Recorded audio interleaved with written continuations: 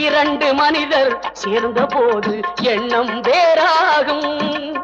எத்தனை கோவில் இருந்த போதும் இறைவன் ஒன்றாகும். எத்தனை கோவில் இருந்த போதும் இறைவன் ஒன்றாகும். இறைவன் ஒன்றாகும். இறைவன் படைத்த உலகை எல்லாம் மனிதன் ஆளுகின்றான். மனிதன் வடித்த சிலையில் எல்லாம் இறைவன் வாழுகின்றான். இறைவன் வாழுகின்றான்.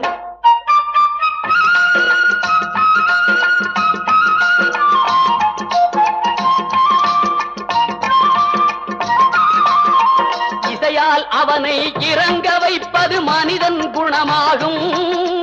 இசையால் அவனை இறங்க வைப்பது மனிதன் குணமாகும். இசையில் மயங்கி இறங்கி வருவது இறைவன் மனமாகும். இசையில்